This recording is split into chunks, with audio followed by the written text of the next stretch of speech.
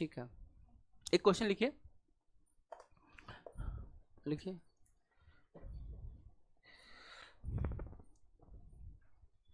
देखिए, after selling 10 pencil, after selling 10 pencil, getting a loss of selling price of 2 pencil, getting a loss of selling price of 2 pencil, find percentage loss, find percentage loss.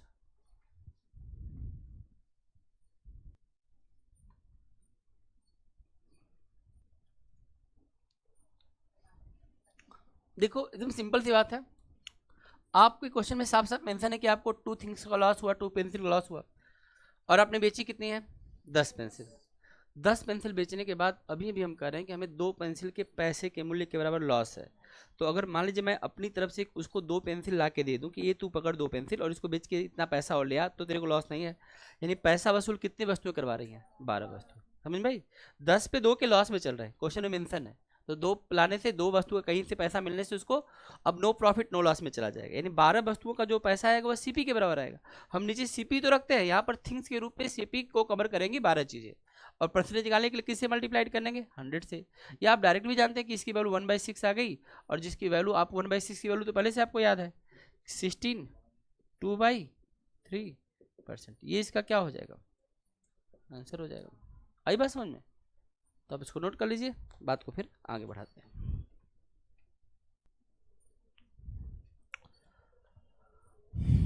ठीक है, हम बात को और आगे बढ़ाते हैं और चीज़ों को समझने का प्रयास करते हैं। ठीक, एक क्वेश्चन मैं आपको दे रहा हूँ जो आपको बनाना है, और आप लोगों ने थिंग्स तो पढ़ लिया है अब, तो मैं थिंग्स का ये क्वेश्चन अपनी तरफ से आपसे पूछता हूँ और आपको उसको मुझे बताना है, और मुझे पूरा विश्वास है कि आप लोग इसको बताएंगे। ठीक है, तो लिखिए लिखिए लिखिए, a fruit vendor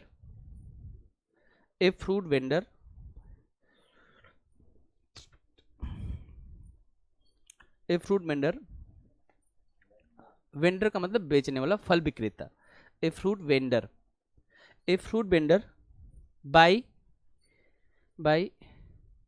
by bananas,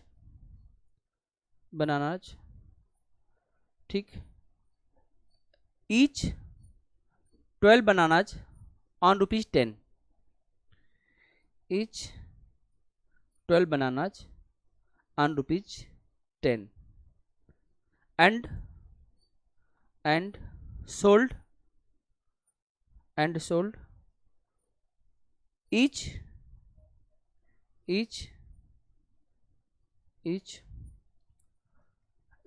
8 bananas, each 8 bananas on ₹5,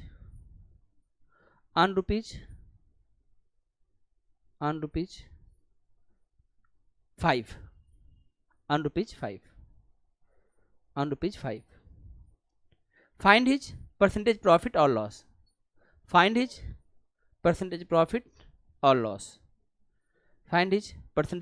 or loss। आपने थिंग्स पढ़ लिया है, मैंने एक क्वेश्चन दिया है, इसमें आपको थोड़ा सोचना है, आप इसको करके बताइए, फिर मैं बताता हूं।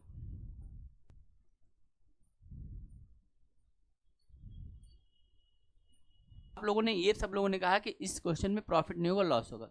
मैं ये तो कह रहा हूं कि आपको इतनी बात तो पता चल जाएगी कि प्रॉफिट होगा लॉस होगा। कितने % का लॉस है?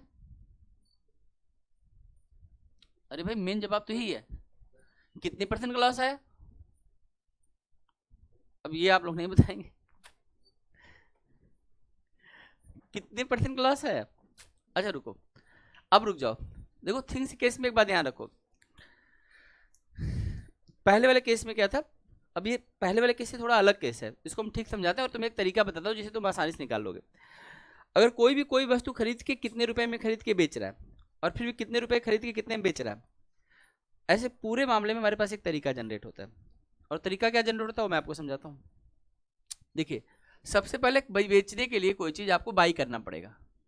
आप बाई करेंगे तभी तो सेल करेंगे। अच्छा देखो पैटर्न कितना अच्छा है। कोई भी चीज़ कैसे बेची जा सकती है, पहले खरीद के और तब बेचो। अच्छा बताओ ऐसी कौन सी चीज़ है जो पहले बेची भी जा सकती है और पहले खरीदी भी जा सकती है? आप चाहें तो कोई चीज़ बेच दीजिए पहले, बाद में खरीद लीजिएगा, ऐसी कौन सी चीज़ है? शेयर मार्केट में ऐसे ही होता है, आप पहले बेच दो। आपको लग रहा है कि रेट हाई चल रहा है तो वहाँ पे खरीदो मत, आपके पास शेयर नहीं, आप बेच दो, 1000 शेयर बेच दिया, और जब रेट कम हो तो आप बाद में आके खरीद दो। तो इसीलिए शेयर मार्केट जो जानते हो वो एकदम बहुत प्रेजेंस ऑफ माइंड पर काम करता है, उसमें एक फैक्टर नहीं है। दुनिया भर के तमाम तरह के मार्केट, कौन कौन सी चीज़ें शेयर को इफेक्ट करेंगी, जिस कंपनी के शेयर है उस पर, उसके पीछे की बैकग्राउंड, आगे की बैकग्राउंड, उसकी इंटरनल रिपोर्ट, बहुत कुछ आपको पढ़ना होता है। मार्केट में उसके प्रति कोई आया न्यूज आया, आसपास के देश में कहीं युद्ध हो रहा है, कुछ हो रहा है, वो सब चीज़ शेयर मार्केट को इफेक्ट करता है। लेकिन शेयर मार्केट में ये भी अच्छी बात है, आप पहले बेच दीजिए और बाद में क्या कर लीजिए। यही तो आपको डिसाइड करना है कि हर बार आपको खरीदना नहीं है, पहले आप पहले बेच भी सकते हैं। लेकिन यहाँ पर सामान्यतः हम लोग कैसे करेंगे, जैसे हमने कहा चलो तुमको हमने 5 किलो टमाटर भेज दिया, अभी टमाटर है कहाँ? आप व्यवहारिक जीवन में तो ऐसे नहीं कर सकते ना, टमाटर है कहाँ की बेच दिए आप, समझ में आई बात भाई? अब देखो इधर, तो ये वर्चुअल मार्केट नहीं, यहाँ पर आप रियल चीज, तो कितने रुपए, पहले देखो कोई भी चीज खरीदते समय क्या करते हैं, पहले पैसा देते हैं ना, पैसा देंगे तभी ना हमारी वस्तु होगी, तो पहले पैसा लिखो, कितने रुपए थे? रुपए 10, और बनाना कितने थे? तो देखो ध्यान सुनो, पहले वस्तु फिर थिंग्स, ध्यान रहेगा, पहले वस्तु और फिर थिंग्स, लिख लिया, बाई हो गया। और बेचते समय कितने रुपए मिलेंगे? 5 रुपए मिलेंगे, और वस्तु कितनी देनी पड़ेगी? 8 वस्तु देनी पड़ेगी। तो एक बात तो ये समझ में आया कि यहाँ पर हमें लॉस हो रहा है। इसमें तरीका ये होता है, एक तरीका तो ये है कि पता कर लो कि एक वस्तु कितने में खरीदी, और पता कर लो कि एक वस्तु कितने में बेची, वहां से तुम प्रॉफिट एंड लॉस करके इस क्वेश्चन के आंसर निकाल सकते हो। फिर से मेरी बात सुनो, मैं क्या करूँ, जैसे 12 वस्तुएं अगर 10 रुपए में है तो 12 से 10 को भाग दे दो। अब चक्कर क्या है कि दशमलव में आने लगेगा तो तुम्हारा गड़बड़ होने लगेगा, या फ्रैक्शन में आने लगेगा, फिर हम रेशियो से निकाल सकते हैं। इसीलिए अब जो तरीका बता रहा हूँ ये ज़्यादा इंपॉर्टेंट बन जाता है। ये तरीका कहता है कि आपने पैसा लगाया, वस्तु खरीदी, अब पैसा ले लीजिए, वस्तु बेच दीजिए, काम खत्म। आप कहेंगे प्रॉफिट है या लॉस है, कैसे पता चलेगा? देखो, अंदर की वैल्यू को अंदर से कनेक्ट कर देना और बाहर की वैल्यू को बाहर से कनेक्ट कर देना। ये तुम्हारा है इनकमिंग और ये तुम्हारा है आउट गोइंग। ठीक, बहुत सिंपल तरीका समझो। आउट का मतलब पैसा जा रहा है, और इन का मतलब पैसा, मतलब अब जो बाहर जाता है पैसा उसको क्या बोलते हैं? कॉस्ट। और जो अंदर आता है पैसा उसको क्या करते हैं? अब समझे, इस चीज़ को हम इस तरह से कन्वर्ट करेंगे। इनका मतलब आएगा, अगर ज़्यादा आएगा तो फायदा होगा, कम आएगा तो लॉस होगा। ज़्यादा पैसा जाएगा तो क्या होगा? ज़्यादा पैसा बाहर जाएगा तो क्या होगा? लॉस हो जाएगा। कम पैसा बाहर जाएगा तो क्या हो जाएगा? समझ में आया? पैसे का लेन देन समझ में आ गया? बन गया होशियार? अब देखो, तो 8 10 जा कितना होता है? 80। तो आपका जा कितना रहा है और आ कितना रहा है? आ कितना रहा है? 60। जितना लग रहा है अगर उससे कम आ रहा है तो क्या हो गया? लॉस। अगर 80 से ऊपर आता तो क्या हो जाता? प्रॉफिट। तो देखो इस केस में लॉस कितने का उठाए हम लोग? 20 का। कितने पे लॉस उठाए? 20 का। 80 पे। परसेंटेज निकालने के लिए किससे मल्टीप्लाइड करो? 100 से। देखो 20 से कट जाएगा 4 बार में, और 400 कट जाएगा, कितना लॉस हो गया? 25% ऑफ लॉस। इस तरीका से समझो, मैनर की लड़ाई है पूरी। करने को तो हम एक से भी करके मैं दिखा दूंगा आपको, भी दूसरे तरीके से भी दिखाऊंगा, लेकिन पहले आप ये करिए, है ना। देखिए अब तक हम लोगों ने ये सीखा कि पहले हम बाई करेंगे फिर सेल करेंगे। रुपया वस्तु, रुपया वस्तु, अंदर की वैल्यू जो होगी वो इनकमिंग होगी, आ कितना रहा है, और बाहर की वैल्यू क्या होगी? Out going. इसे आप सिंपली क्वेश्चन कर सकते हैं। आप एक अगला क्वेश्चन करके देखिए, लिखिए आप लोग सभी लोग क्वेश्चन लिखिए। देखिए, a fruit vendor, a fruit vendor, a fruit vendor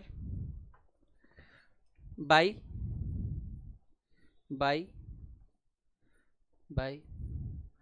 25 lemon,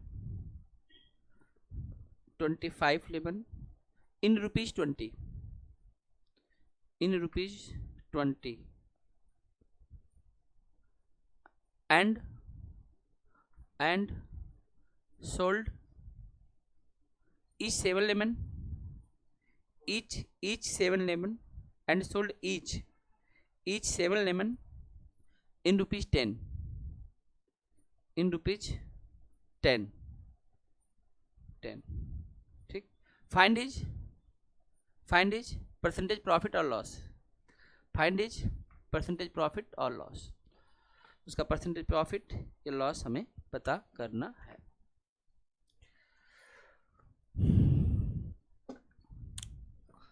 एक बार मैं पूरी बात रिवाइज करता हूँ। 20 रुपए में 25 वस्तु, 10 रुपए में 7 वस्तु, इस रेट से हमने खरीदा तो हमारा पैसा लगा, आया हमारे पास 250, गया हमारे पास 140। हम कितने का फायदा कमा रहे हैं? क्योंकि ज़्यादा आ रहा है हमारे पास, तो 110 का किस पे कमा रहे हैं? 140 पे। मल्टीप्लाइड किससे करेंगे? 100 से। सॉल्व करके इसकी वैल्यू को आप निकाल लेंगे, जो कि आएगा 78 4/7%। इसका दूसरा मेथड मैं आपको बता दूं, हम ऐसा कर सकते हैं कि इनमें यहाँ पर हम दूसरा मेथड यहाँ पे बता दे रहे हैं। हमने कहा कि एक चीज़ कितने की पड़ेगी, तो 25 वस्तुएं 20 रुपए की हैं, तो एक चीज़ के लिए हम 20 रुपए को 25 से डिवाइड कर दें। बेचने के लिए 7 वस्तुएं 10 रुपए की हैं, तो 10 को अगर 7 से डिवाइड कर दूंगा तो एक वस्तु की कीमत पता चल जाएगी, खरीदने और बेचने का। इसका रेशियो निकाल लो। अगर हम इन दोनों में रेशियो निकालते हैं तो पहले तो कट जाएगा, बाद में यही 5 10 से मल्टीप्लाइड करके 50 हो जाएगा, बाद में यही 7 इस 4 से मल्टीप्लाइड करके 28 हो जाएगा, 28 और 50 भी कट जाएंगे। तो ये देखो 14 और 25 का रिलेशन आएगा, 14 और 25 का रिलेशन आ जाएगा। ये बताता क्या है? ये हमें ये बताता है कि अगर आप किसी चीज़ को खरीदेंगे तो 14 की पड़ेगी और बेचेंगे तो 25 की पड़ेगी। तो इसी से हमें पता चल जाएगा कि हम एक वस्तु के लिए पता चला कि अगर एक वस्तु 14 में खरीद के और 25 में बेच रहे तो फायदा कितने का हो रहा है?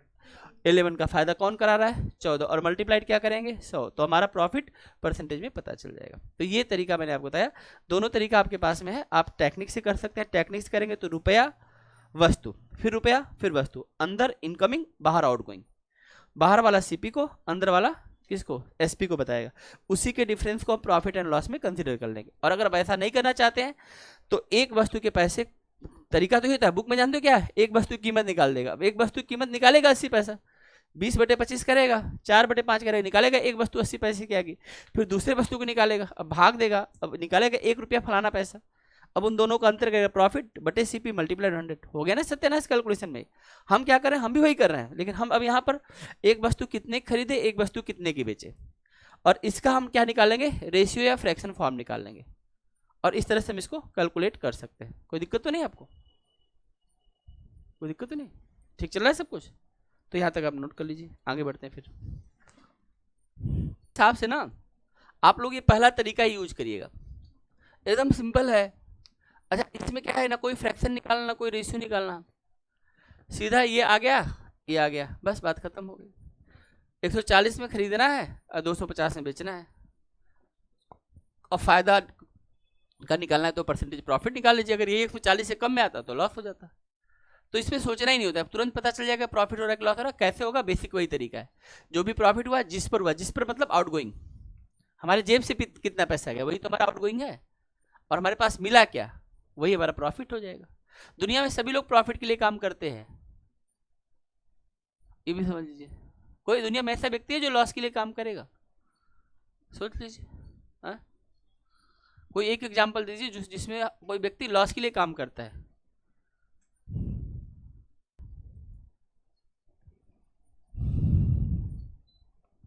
ठीक है, आइए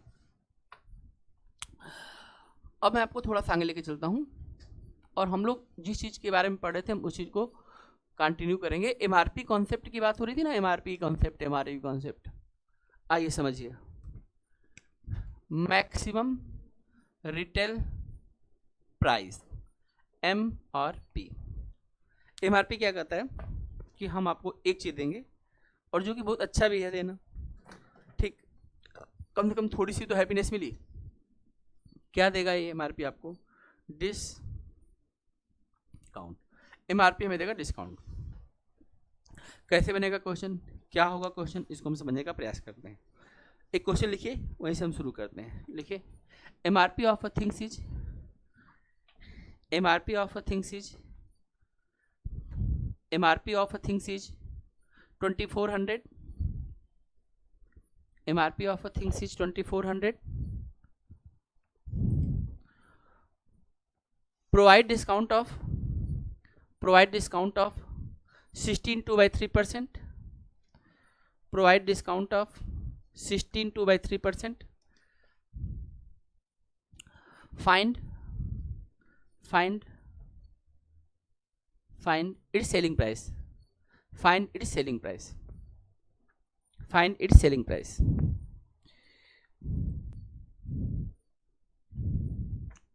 MRP 2400, discount 16.2/3%, selling price.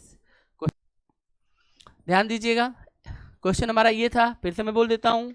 MRP 4000 है, 25% का हमारे पास डिस्काउंट है, तो हमने कहा कि अगर 100% में 25% का डिस्काउंट करूंगा तो सेलिंग प्राइस का परसेंटेज कितना बन जाएगा, 75%। 4000 MRP दिया गया था, इसलिए हमने इसको 100 से डिवाइड किया है, 1% की वैल्यू आ गया, और सेलिंग प्राइस निकालना था इसलिए 75 से मल्टीप्लाइड कर दिया और इसकी वैल्यू को कैलकुलेट किया, ये वैल्यू 3000 आ गई। इसमें कोई दिक्कत नहीं होना चाहिए। तो इस क्वेश्चन को हम परसेंटेज से बना लेंगे, क्या आप बता रही। और आपके मन में अगर जिद है कि आप इसको रेशियो से बनाना चाहते हैं तो आइए हम आपकी बात सुनते हैं। 25% की वैल्यू 1/4 होती है। MRP हमारा कितना है, 4000। 4000 किसकी वैल्यू है, 4 की, क्योंकि किसी चीज का टोटल उसके नीचे फ्रैक्शन में छुपा होता है। अब निकालना क्या चाहते हो, क्योंकि 4 पे तुमने 1 रुपए की छूट दे दी, मतलब 4 पर 1 की छूट कर रहे हो, तो किसकी वैल्यू निकालना चाहते हो, 3 की। 4 से 4 क्या हो जाएगा, कट जाएगा, वैल्यू कितना आ गया, 3000। तो ये आपके पास दोनों तरीका है। अगर कोई फ्रैक्शन में आएगा तो उसको हम प्रॉपर फ्रैक्शन से करेंगे, और वैसे हम नॉर्मल भी कर सकते हैं या ऐसे भी कर सकते हैं। समझ में, ये हर मेथड हर जगह अप्लाइड होगा। तो डिस्काउंट एक अच्छी चीज है कस्टमर के लिए। कस्टमर के लिए हम यही तो एनालिसिस करेंगे कि कहाँ कस्टमर का फायदा हो रहा है और कहाँ बेचने वाले का फायदा हो रहा है। आइए इसमें हम कई चीजों को अभी समझने का प्रयास करेंगे। तो मैं इसको मिटा दूं, कोई दिक्कत तो नहीं। अगर एक दुकानदार एक छूट ना दे के अगर 2 छूट दे तब पता करिए सेलिंग प्राइस। लिखिए लिखिए, MRP of a things is 5000 rupees. MRP of a things is 5000 rupees.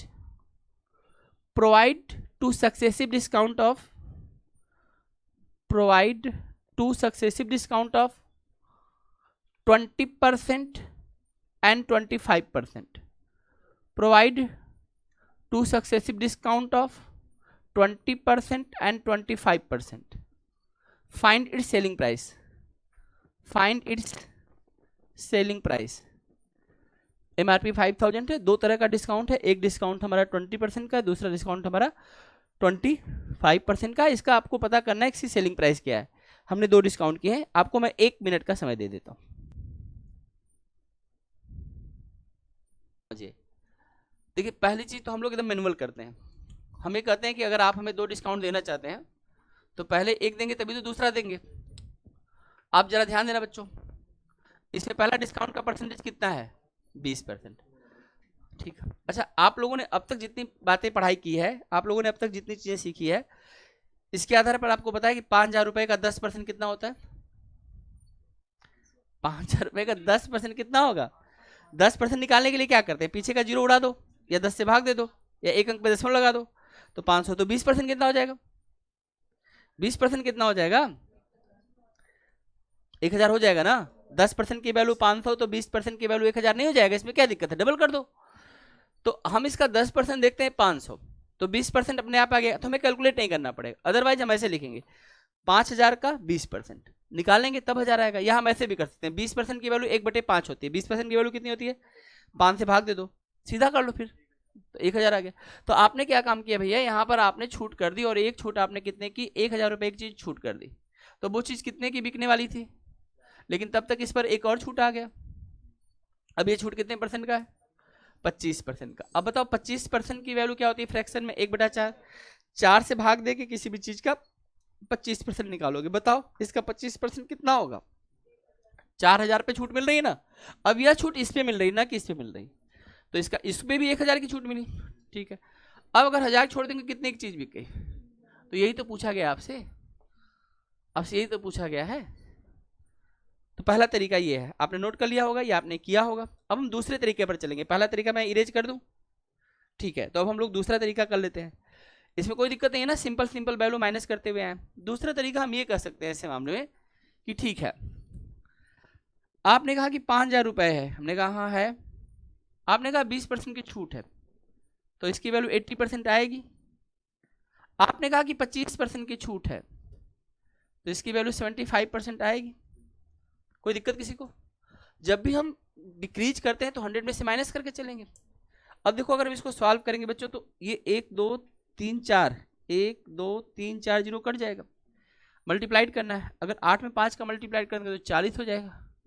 और 40 में अगर हम 75 का मल्टीप्लाइड करेंगे तो 75 इंटू 4 300 तो होता ही है, और एक जीरो आ जाएगा। तो आप अपने दूसरे मेथड में ये तरीका भी यूज कर सकते हैं, सीधे वैल्यू के साथ में कैलकुलेशन। जब वैल्यू दिया है और वैल्यू पूछ रही है तो हम इस मेथड को हम लोग लेके आगे बढ़ सकते हैं, रन कर सकते हैं। कोई दिक्कत किसी को तो पूछ भी सकते हैं, नहीं तो फिर हम आगे बढ़ेंगे, अब बताएंगे भी, तीसरा तरीका बताएंगे, वहीं भी आ रहा है। हो गई, दो बात हो गई। अब तीसरी बात सुनो। तीसरी बात यह है कि हमने अब तक परसेंटेज में, आंचल जी ध्यान सुनिए, हमने परसेंटेज में एक चीज पढ़ी थी, सक्सेसिव डिस्काउंट। या सक्सेसिव डिस्काउंट नहीं पढ़ा था, बल्कि हमने वहां पे सक्सेसिव चेंज पढ़ा था। चेंज का मतलब, चेंज दो तरीके का होता है, पॉजिटिव और नेगेटिव। आप लोग अपने अंदर पॉजिटिव चेंज करना चाहते हैं कि नेगेटिव चेंज करना चाहते हैं? क्यों, नेगेटिव चेंज में क्या बुराई है? नेगेटिव चेंज में कोई बुराई है? देखो, पॉजिटिव चेंज करने के लिए तो मेहनत करना पड़ेगा, और नेगेटिव चेंज करने के लिए कुछ करना ही नहीं है। नेगेटिव चीज तो बहुत जल्दी से ग्रहण कर सकते हो। जैसे अगर आप ऊपर चढ़ेंगे सीढ़ी पे तो बहुत तेजी से चढ़ जाएंगे, उतरने में कोई दिक्कत नहीं है, आराम से उतर जाएंगे, ग्रेविटी खींचती है। आई बात समझ में? तो यही तो है। और तुम, मैं कह रहा हूँ पढ़ो, तुम 6 महीने पढ़ो और बिल्कुल 1 महीने छोड़ दो पढ़ाई, फिर जीरो पे आके खड़े हो जाओगे। इसलिए ध्यान रख लो, कंपटीशन में अगर पढ़ाई शुरू कर दिया तो जब तक नौकरी नहीं तब तक पढ़ाई नहीं छूटनी चाहिए। ये मैं पहले ऐलान कर दे रहा हूँ। अगर आप चाहते हैं कि आपको सिलेक्शन लेना है तो आप सिलेक्शन लेके ही पढ़ाई किताब कंपटीशन की बंद होगी, नहीं तो फिर हम ऑब्जर्व करेंगे पढ़ाने के बाद कि कौन कौन सा एरिया था जहाँ पर आप वीक रहे या आपने क्या नहीं किया। इसलिए बहुत साइंटिफिक तरीके से पढ़ते चलो, जो आ रहा है उस पर डन कर लो कि ये चीज़ मेरे को आ रहा है, उसको बार बार पढ़ के कन्फर्म कर लो। समझ में आई बात? आई बात समझ में? तो आप बहुत तरीके से और बहुत कम समय में नौकरी लेके, ये एक आर्ट है, एक कला है। सिलेक्शन लेना क्या है? एक कला है। और नॉलेज तो इनफाइनाइट फैला हुआ है, फिर तो इनफाइनाइट में से पढ़ते पढ़ते पूरा जीवन बीत जाएगा, कभी खत्म नहीं होता है। समझ में आई बात? इसलिए जो जो चीजें बात हो रही हैं वो रोज की बात रोज ही खत्म हो जानी चाहिए। सक्सेसिव चेंज हमें क्या कहता है? एक चेंज करने के बाद हम दूसरा तीसरा कितना भी कर सकते हैं। हमने बताया था जैसे कंपाउंड इंटरेस्ट में ये काम करेगा, या जितने भी तरह के चेंज होते हैं, जैसे हमें बैंक ब्याज देता है वो सब भी सक्सेसिव ही है, क्योंकि जो ब्याज आता है जुड़ जाता है, फिर हम ब्याज पर ब्याज कमाते हैं। तो जो फाइनल वैल्यू होती है उस पर जो चेंज होता है, फिर जो आया उस पर चेंज होता है, इसी को हम सक्सेसिव चेंज करते हैं। यहाँ पे भी ऐसा हुआ है कि पहले आपने ये चेंज कर दिया, अब ये चीज आ गई तो इस पर आपने ये एक्शन लिया। तो ऐसे लिए एक फार्मूला आपको बताए थे, आपको याद होगा, -x -y और बताओ प्लस XY अपॉन में 100 ही पढ़ा था। तो अगर आप इस फार्मूले के साथ जाएंगे तो आप इसका एक सिंगल चेंज बना लेंगे। तो सिंगल चेंज कितना होगा? -20 -25 प्लस 20 इंटू 25 डिवाइड बाई क्या हो जाएगा? 100 हो जाएगा। 25 से कट जाएगा 100 कितनी बार में? 4, और 4 से 100 कट जाएगा कितनी बार में? 5 बार में। तो इसकी वैल्यू बताओ कितनी होगी? -20 -25 और प्लस का 5, प्लस का 5 है तो ध्यान रखना, -45 और प्लस का 5, तो कितना हो गया? -40। ये हमें बताता है कि इस पूरी चीज पर क्या हुआ? डिस्काउंट हुआ। और डिस्काउंट ऑफ कितने परसेंट का हुआ? 40%। अगर किसी चीज पर हम 40% डिस्काउंट कर दें, 100% पे ही 40 करेंगे ना, परसेंटेज तो अपने आप बताता है एक चीज 100 की है, तो 100 पे अगर अपने 40 में डिस्काउंट कर दे तो बेच कितने में रहे हो? 60% में। अगर 40 का डिस्काउंट हो तो सेलिंग प्राइस क्या होगा? और आपको निकालना क्या था इस क्वेश्चन में? इस क्वेश्चन में आपको सेलिंग प्राइस निकालना था। किस पैसे का? इसी 5000 पे तो 40% डिस्काउंट दिए, तो सेलिंग प्राइस कितना बचा?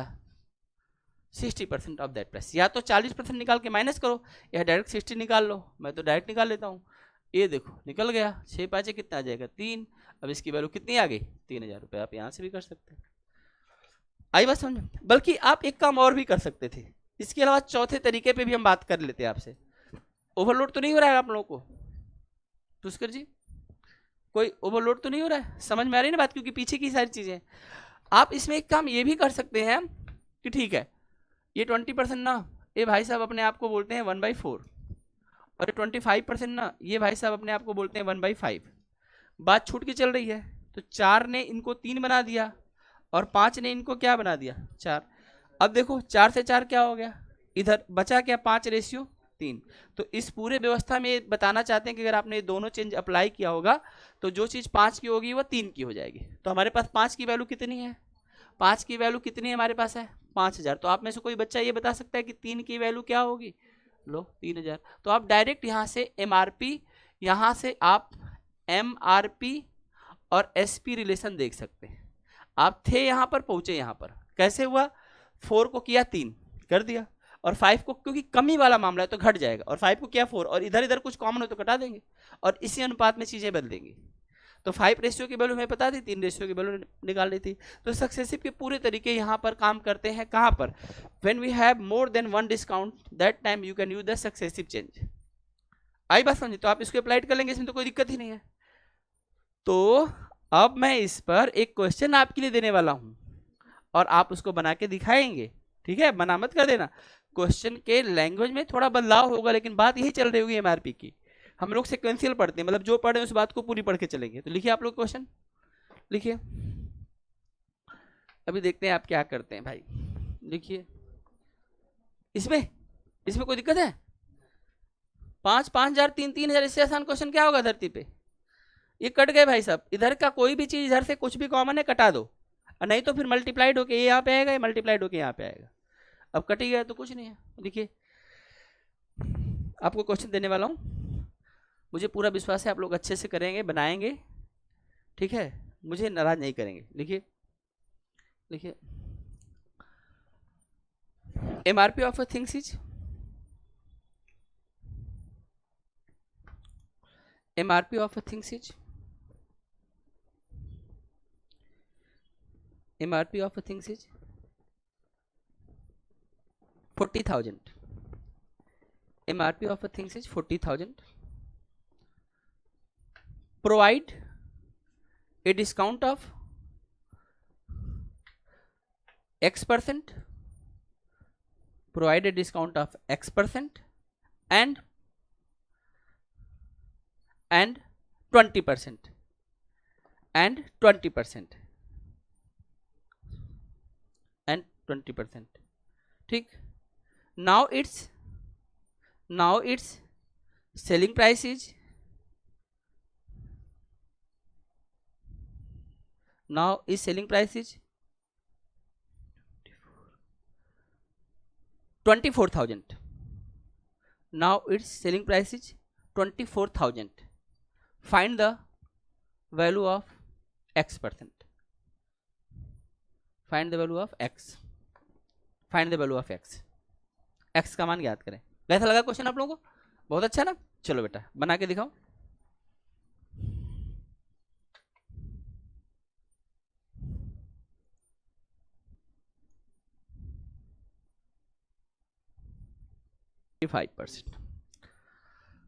क्वेश्चन आपके सामने है, 40,000 एमआरपी है और सेलिंग प्राइस 24,000 है। एक डिस्काउंट X% का है, दूसरा डिस्काउंट 20% का है, ठीक है? आपको ये पता करना है, आपको ये पता करना है X की वैल्यू क्या है। इस क्वेश्चन का सही जवाब है 25%। तो बाकी जवाबों को हम पुष्कर जी कट कर देते हैं। दीपा जी आइए देखते हैं कि क्या मामला क्या था, आखिर में ऐसी कौन सी बात है जो आपसे नहीं बनी और क्यों नहीं बनी। आपने कहा सर ये शुरू में ना आपने X% देके गलती कर दी, आपको ऐसा करना चाहिए था, पहले शुरू में आप 20% देते, हम लोग कम कर लेते, फिर देख लेते क्या मामला है। तो मैं आपको बताऊं, सक्सेसिव चेंज वो चेंज है जिसका ऑर्डर से कोई फर्क नहीं पड़ता। यानी X% और 20% को हम उल्टा भी कर सकते हैं, पहले 20% देंगे फिर X%। आंसर पर कोई, जैसे हम 10% दे के 20% दे या 20% दे के हम 10% दे, तो हमारे वैल्यू पर कोई फर्क नहीं पड़ेगा। एक मिनट। तो हम लोगों ने देखा कि हम चेंजेस को बदल सकते हैं। कैसे बदलेंगे जरा ध्यान दीजिएगा। आप ऐसा करो, पहले 20% का छूट दे दो और बाद में क्या कर दो, X% का छूट दो। इससे आपको क्या फायदा मिलने वाला? इन दोनों में से हम कुछ भी कर सकते थे, लेकिन हमने इसको ऐसा किया क्योंकि डिस्काउंट तो आप इसी पे देंगे ना। तो अगर मान लीजिए मैं इसका 10% पूछता हूँ तो आप कहेंगे सर 4,000। अभी 10% पे तो काम करना आ गया ना। तो अगर 20 पूछे डबल कर दो, 30 पूछे ट्रिपल कर दो। यही सब तो इंटेलिजेंसी कि हम चीज़ों को जल्दी कैसे निकाल के लेके आएंगे। तो आपने कहा इसका 10% 4,000, यानी 20% हो गया कितना, 8,000। और आप ये कहना चाहते हैं कि 8,000 का छूट मिलने वाला है। तो इसका मतलब वह चीज़ अब अगर 8,000 की छूट होगी तो कहाँ पहुँच जाएगी, 32,000 पे पहुँच गई। कितने पहुँच गई, 32,000 पर। इस 32,000 की चीज़ को बेच रहा है कितने में है, तो फिर से छूट दे रहे हैं। तो अब जो छूट देंगे 32 पे देंगे। और कितना छूट मिला जरा देखो, 32 से अगर कोई चीज़ 24 हुई तो छूट कितना यहाँ से हम लेके आ रहे हैं, 8,000 का छूट ला रहे हैं। ये हम नहीं ला रहे हैं, कौन दे रहा है इस छूट को? इस छूट को देने वाला कौन है, 32,000। तो नीचे क्या लिख देंगे, 32,000। अब परसेंटेज निकालने के लिए किससे मल्टीप्लाइड करेंगे? देखो 8 से 4 बार में ये वैल्यू कट जाएगी और 1/4 की वैल्यू कितनी आती है, 25%। इसीलिए हमारा जो दूसरा छूट है वो कितने का हो जाएगा, 25%। अब वाइस वर्सा भी तुम चेक करते हो, पहले 25% फिर 20% करके आओगे तब भी 24 पहुंचोगे। पहले 20 कर लो बाद में 25, या पहले 25 बाद में 20। समझ में आई बात? ये सक्सेसिव चेंज को हम आगे पीछे अपनी सुविधा से कर देते हैं। और क्वेश्चन में इतनी छोटी सी बात देने से बच्चे क्या करेंगे, फिर कहेंगे अब क्या करें। और अगर मैं यही बोल देता, मैं आपको दावे के साथ कहता हूं, अगर मैंने पहले बोला होता 20% और x%, तो आप में से ज्यादातर बच्चे इस आंसर तक पहुंच गए होते। बस इतनी सी बात आप क्लिक नहीं कर पाए। ठीक है, तो अब इसको ठीक कर लीजिए, सभी लोग नोट कर लीजिए। तो हम लोग एक चीज समझ गए कि अगर हमारे पास चेंज, क्योंकि हमें बड़ा बेसिक तरीके से हमने बेसिक मेथड समझ रखा है, कोई चीज अगर 40,000 की है, 24,000 बिक रही, तो इसमें छूट दिया गया, लेकिन 2 छूट थी, तो हमने पहले एक छूट को कैलकुलेट कर लिया और हमने देखा कि अब छूट पर ही तो छूट देंगे, तो जैसे हमने पहला सेलिंग प्राइस पता किया उस पर छूट दिया और हम इस वैल्यू को आराम से पता कर लेंगे। तो इसमें कोई मेथड को सीखने के बाद आपको कोई दिक्कत नहीं होना चाहिए। हम बात को और आगे लेके चलते हैं, ठीक है, आप लोग देखिएगा। अब ये वाला क्वेश्चन देखेंगे, बड़ा मजेदार क्वेश्चन है। इसमें क्या है कि एक दुकानदार होता है, वो कहता है कि देखो भाई हम आपको छूट देना चाहते हैं, और बेसिकली वह अब एक छूट नहीं देना चाहता है, वो 3-4 तरह के छूट डिस्प्ले कर रहा है और कह रहा है कि आप इसमें से चूज कर लीजिए कि इसमें आपके लिए कौन सा छूट बेस्ट है। या मान लीजिए मैं आपसे एक क्वेश्चन कहूँ कि भाई मेरे पास 10% है, 20% है और 25%, इसका सिंगल छूट क्या होगा। तो आपके पास कई तरीका है, आप एक्स वाई वाला फॉर्मूला लगा के 2 को 1 करिए, जो आए फिर उसको x मानिए, दूसरे को y मानिए, उसे कर लीजिए। 100 मान करके आप लगातार करते चले जाइए, जितने भी छूट आप देना चाहते हैं आप उसका सिंगल चेंज तो कर ही सकते हैं। या आप एक काम करिए, इस पर क्वेश्चन लिख लीजिए, लिखिए find the single discount of 20%, 10% and 25%. Find the single discount of 20%, 10% and 25%. Find the single discount of 20%, 10% and 25%. देखो इसमें ना मेरे हिसाब से जब भी आपके पास 2 से ज़्यादा चेंज आता है तो आप लोग फार्मूले वगैरह के चक्कर में ना पड़ के आप अगर सीधा सीधा कैलकुलेशन कर लें।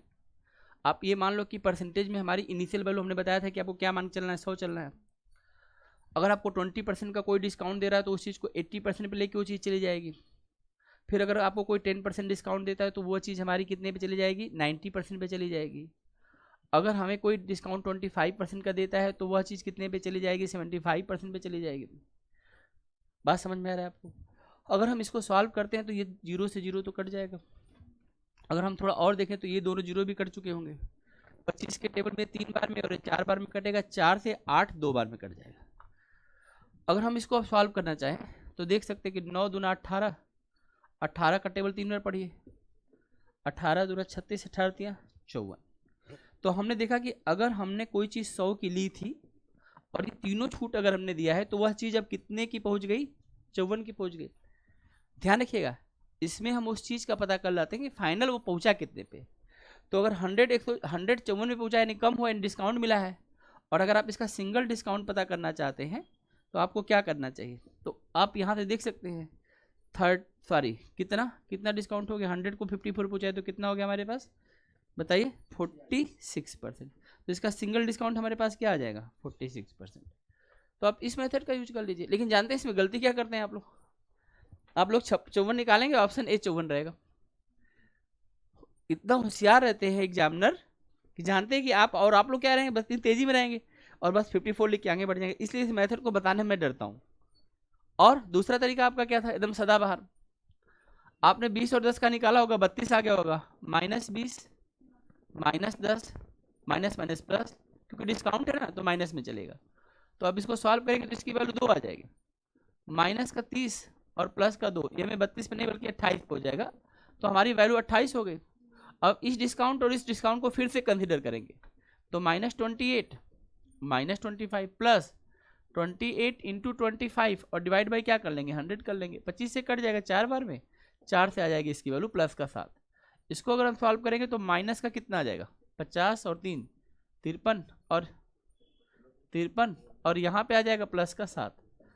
अगर 7 इसमें से कट जाएगा तो इसकी वैल्यू कितनी आ जाएगी, 46। माइनस का 46 का मतलब क्या हुआ, डिस्काउंट ऑफ 46%। तो आपके पास सिंगल डिस्काउंट निकालने के ये तरीके तो काम करेंगे। इससे कर सकते थे, या फिर आप तीसरा तरीका यूज कर लेते, आप कहते सर ये सारी वैल्यू तो आसानी थी, 20% का मतलब क्या होता है, मैं इधर लिख देता हूँ, 20% क्या होता है 1/5 होता है, और 10% क्या होता है 1/10 होता है। ये हमें 5 से कहाँ पहुँचा देगा 4 पे, और ये हमें कहाँ पहुँचाएगा 10 से 9 पे। और 25% कितना होता है 25% कितना 1/4 से हमें कहाँ पहुँचाना चाहता है, यही ना, डिस्काउंट है इसलिए ऊपर की वैल्यू कम हो जाएगी, 1 है इसलिए 1 कम हो रहा है, 4 से 4 क्या कर सकते हैं घटा सकते हैं, 5 × 10 कितना हो गया 50, 9 × 3 कितना हो गया 27, हमने कितना कम किया है 13 नहीं 23, 23 कहाँ से कम किया 50 से, परसेंटेज निकालने के लिए किससे मल्टीप्लाई, कितना आ गया सिंगल डिस्काउंट। आप एक क्वेश्चन को निकालने के लिए अलग अलग तरीके प्रयोग कर सकते हैं, फ्रैक्शन मेथड यूज कर लीजिए।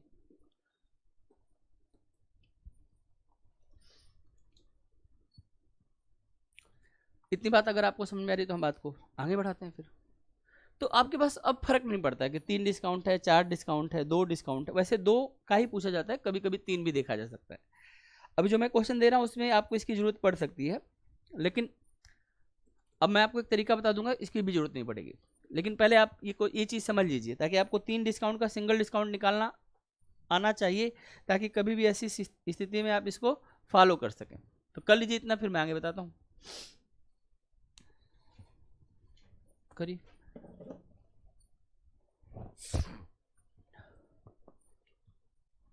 यहाँ तक ठीक है, नोट कर लीजिए जल्दी से, कॉपी एकदम भर दीजिए। आप लोगों ने ये क्वेश्चन सीख लिया, तब हम बात को आगे लेके चलते हैं और हम अगले क्वेश्चन की बात आपको बताते हैं। नेक्स्ट क्वेश्चन आप लिखिए, लिखिए ए शॉपकीपर प्रोवाइड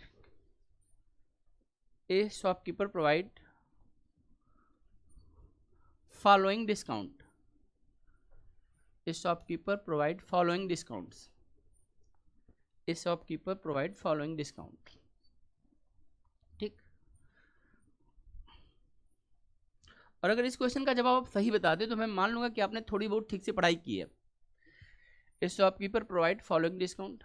अब इसके बाद आप चारों डिस्काउंट लिख लीजिए, लिखिए A discount, B discount, C discount और D discount. A B C D लिख लीजिएगा। ए में लिख लीजिए 20%, 10%, 20%। बी में लिख लीजिए 10%, 10%, 30%। सी में लिख लीजिएगा 25%, 10%, 15%। और डी में लिख लीजिएगा, ठीक, डी में लिखिएगा 10%, 15% और 15%। ठीक है, चारों डिस्काउंट लिख लीजिए। अब लाइन चेंज करके लिखिए, इसमें 2 क्वेश्चन लिखेंगे हम लोग। इसमें हम लोग फर्स्ट क्वेश्चन लिखेंगे और फिर हम इसमें लिखेंगे सेकंड क्वेश्चन। इसमें 2 क्वेश्चन हम करते हैं। पहला लिखेंगे which one discount is best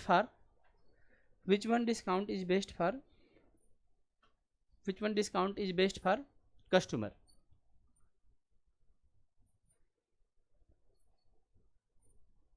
और दूसरा लिखेंगे which one discount provide maximum profit,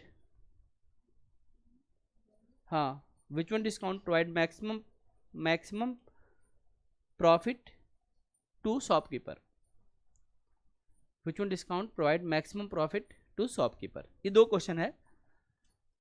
और मैं ये बताना चाहूँगा कि अगर डिस्काउंट बड़ा होगा जो, तो उसमें कस्टमर का फायदा है, और जो डिस्काउंट इसमें से छोटा होगा वो शॉपकीपर का फायदा। क्वेश्चन को टाइम करने के लिए मैं सेकंड देता हूँ 10 सेकंड। 10 सेकंड में इस क्वेश्चन का जवाब देना है। टाइम शुरू होता है अब। कितने सेकंड बना सकते हैं 5 सेकंड में। और मैं तो 1 सेकंड में क्वेश्चन देखते ही मैं बोलूंगा अच्छा ये वाला आंसर है। देखा कितने जल्दी बता दिया। आप भी करना चाहेंगे ऐसे? आइए समझाता हूँ। जब भी सबसे पहले हम इस डिस्काउंट को देखेंगे, इन सबको जोड़िए, इनकी सबकी वैल्यू 50-50 है। देखो 50 दिखाई दिया, 20-10, ये भी देखो 50, ये भी देखो 50 और ये भी देखो 50, ये 50-50 है। ऐसे मामले में जब 40 हो गया तो 40 हो गया तो और छोटा ही हो गया, तो ये तो होगा ही नहीं। 15-15 30 और 10 40, तो ये होगा ही नहीं। चलो हम इसको बड़ा कर देते हैं और हम इसको भी 20 कर देते हैं, अब 50 हो गया। हमें तो बड़ा ही डिस्काउंट चाहिए ना, अगर कोई 50 से वैसे ही टोटल छोटा है तो छोटा ही होगा। तो ये सब इक्वल हो गए, और अगर सब इक्वल होते हैं तो आपको फिर क्या करना है, दिमाग लगाना है। अब आप सिंगल डिस्काउंट मत निकालें, आपको क्या करना है, क्योंकि इनका ऑर्डर से तो कोई फर्क ही नहीं पड़ता है, ऑर्डर का कोई फर्क नहीं पड़ेगा। इसका क्या मतलब है, ऑर्डर का कोई फर्क नहीं पड़ेगा, इसका मतलब क्या हुआ कि आप चाहे 10 पहले दे चाहे 30 पहले दे, उससे कोई फर्क नहीं पड़ता। सक्सेसिव में ऑर्डर से फर्क नहीं पड़ता, बस वही चीज मिल रही है जो पहले मिल रही थी, आगे पीछे आप दीजिए, आंसर हम वही पहुंचेंगे। तो इसमें सबसे बड़ा अंक आपको कहां दिखाई दे रहा है, सबसे बड़ा अंक, सबसे बड़ा अंक नंबर किसके पास में है, बस वही आंसर है। तो आपका आंसर हो जाएगा कस्टमर के लिए बी। लेकिन अगर आप पूछेंगे कि सर फिर दुकानदार का क्या होगा, तो हम उल्टे क्रम में ही चलेंगे। उल्टे क्रम का मतलब अगर सबसे बड़ा ये है तो ये सबसे पहला डिस्काउंट हो गया। अगर मान लो ये डिस्काउंट वो हटा लेगा, तब आप कौन सा चूज करेंगे।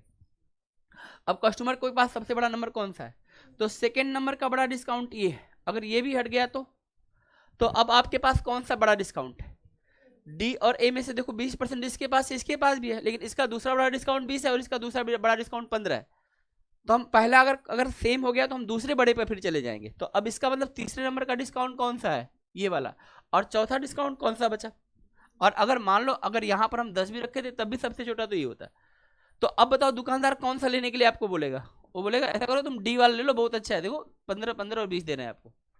ऐसा तो दुकानदार का फायदा किस में है, डी में, और कस्टमर का फायदा किस में है, बी में। जहां सबसे बड़ा अंक है हम उल्टे प्रोसेस को लेके आएंगे। अब बताओ इस क्वेश्चन को 10 सेकंड में कर सकते थे कि नहीं कर सकते थे, तब तो नोट कर लो।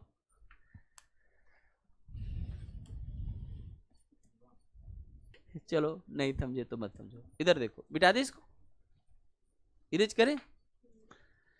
अच्छा ठीक है, तो अब आपको एक चीज और बताना है एमआरपी का, वो भी सीख लीजिए। कल हम आपको एक रिलेशन बता रहे थे कि एमआरपी का रिलेशन तो हम लोग एसपी से खूब समझ गए, लेकिन एक भाई तो और बैठा है ना इधर साइड में, और इसका नाम है कॉस्ट प्राइस। और कॉस्ट प्राइस और सेलिंग प्राइस पर पूरा चैप्टर चला था, सारा प्रॉफिट लॉस यही दे रहा था। बाद में हमने देखा कि एक नई चीज आई एमआरपी, जो अपने आप में 100% है और वो एसपी के लिए है, और ये भी 100% है एसपी के लिए है। तो इसका रिश्ता ऐसे जाता है, इसका रिश्ता ऐसे आता है, इन दोनों के रिश्ते को बस हमें समझना है। और अगले 2 मिनट में इस बात को सिखा दूंगा और इसका क्वेश्चन भी करा दूंगा। अब देखो, जिसके पास जो चीज रहेगा वही तो दे देगा। मेरे पास नॉलेज है तो मैं आपको नॉलेज दे रहा हूं, ठीक है। आपके पास जो भी चीज होगी आप वही तो समाज को, सोसाइटी को कहीं भी देंगे। तो आप इस बात को समझिए, यहां पर सीपी है और यहां पर एमआरपी है, और हम चाहते हैं कि सीपी और एमआरपी में डायरेक्ट रिलेशन बने। तो देखो, सीपी कहता है कि मेरे पास जो है वो क्या है, मेरे पास क्या है, प्रॉफिट है कि नहीं है सीपी के पास, क्योंकि ऐसे मामले में तो लॉस होना नहीं है, आप ज्यादा भी बेचेंगे। और एमआरपी के पास क्या है बताओ, डिस्काउंट है। तो जब इनका रिलेशन बनेगा ना, तो सीपी कहता है मैं 100% हूं, तो एमआरपी कहता है कि मैं भी 100% हूं। तो ये बोलता है मेरे पास प्रॉफिट है, तू मेरा प्रॉफिट ले ले चल। ये कहता है मेरा डिस्काउंट है, चल तू मेरा डिस्काउंट ले ले। ध्यान रखना, डिस्काउंट जहां जाएगा वो क्या करेगा, चीजों को कम करेगा, और प्रॉफिट जहां पर जाएगा उन चीजों को क्या करेगा, और बोलेगे हो गया हमारा और तुम्हारा रिलेशन एकदम से। ये देखो, this is the CP MRP relation, direct आप इसको पता कर सकते हैं। अब आपको बीच में इन चक्रों में नहीं फंसना पड़ेगा, यहाँ का टाइम पूरा बच जाएगा। हम यहाँ से यहाँ तक जाने का डायरेक्ट रास्ता हमने खोज निकाला। कैसे खोजा, सीपी में प्रॉफिट प्लस करके। कैसे खोजा, एमआरपी में से डिस्काउंट माइनस करके। आई बात समझ में। तो 100 माइनस डिस्काउंट ये हमारा एमआरपी आ जाएगा, 100 प्लस जो है प्रॉफिट ये हमारा क्या आ जाएगा, सीपी आ जाएगा। आई बात समझ में। तो हम डायरेक्ट इनके रिलेशन को समझ सकते हैं। आप इस पे इसको नोट करिए, फिर मैं क्वेश्चन देता हूँ, क्वेश्चन नोट करिए। देखिए,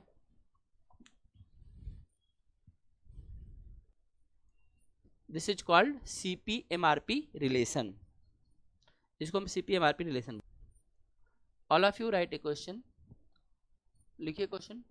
आफ्टर प्रोवाइड 10% डिस्काउंट, कोई बात नहीं, after provide 10% discount, after provide 10% discount, gate A profit of 25%, get a profit of 25%. Find the ratio of CP and MRP. Find the ratio of CP and MRP. तो अब तक हमने देखा था कि CP का सारा रोल था और MRP का रोल था। अब हम इनके रिलेशन को देखेंगे तो 100 में से हम डिस्काउंट, कितना डिस्काउंट कर रहे हैं हम, 10% का, और यहाँ पे 100 में हम क्या करेंगे, प्रॉफिट को ऐड कर देंगे। देखिए सीपी वैसे भी छोटा होगा हमेशा एमआरपी से, एमआरपी हमेशा बड़ा होगा, इसलिए बड़े को हमने और बड़ा कर दिया। और यहाँ पे अगर रिलेशन देखेंगे इन दोनों में तो ये हो जाएगा 90।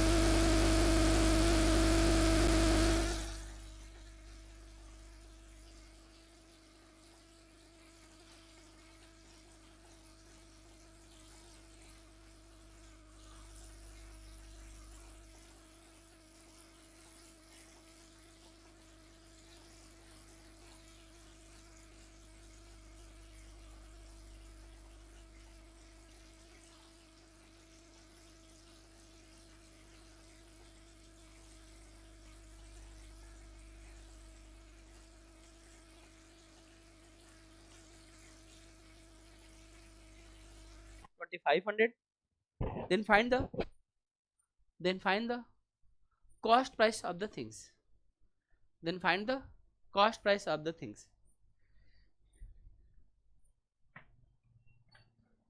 then find the cost price of the things।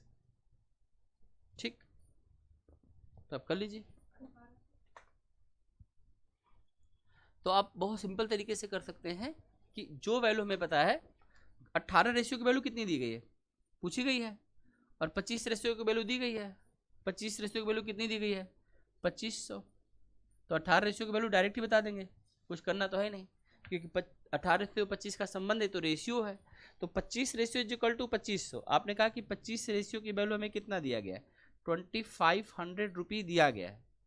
तो अब बताओ मुझे 18 रेशियो की वैल्यू क्या होगी, तो बिना कुछ किए ही कर लोगे, तो आप लिख दोगे 1800। और अगर मान लो ऐसी कोई वैल्यू मिले जो इनके टेबल बनाए, तो अब क्या करते हैं, तो हम कहते हैं जिस चीज़ को हम 2500 समझ रहे हैं वह 25 रेशियो की वैल्यू है, और हमें किसकी वैल्यू निकालनी है, 18 की। तब हम इस कैलकुलेशन के साथ आगे बढ़ जाते हैं। आई बात समझ में, समझ में आई बात। जैसे मान लीजिए हमने यहाँ पर दे दिया 2700, अब 2700 तो कटेगा नहीं, तो 2700 बटे में 25 इंटू 18 कर लेते। आई बात समझ में, समझ में आ रही, तो वैल्यू दशमलव में आ जाएगी। लेकिन ऐसा नहीं होता इस तरह के क्वेश्चन में, क्योंकि उन्हें बस ये जानना होता है कि आपने इस टेक्निक पर काम किया है, पढ़ा है कि नहीं पढ़ा है। तो क्वेश्चन के जो डाटा मिलते हैं वो सेम टू सेम ऐसे मिलते हैं एग्जाम में, बड़े मेहनत करके एक एक क्वेश्चन पे वर्क करके तब क्वेश्चन को सेट किया जाता है। तो आज मुझे पूरा उम्मीद है कि आप लोगों को ये सारी चीज़ें समझ में आ गई होंगी। तो आज के लिए इतना रन देते हैं, ठीक है, मिलते हैं अगली क्लास में, तब तक के लिए बहुत बहुत धन्यवाद, थैंक यू सो मच।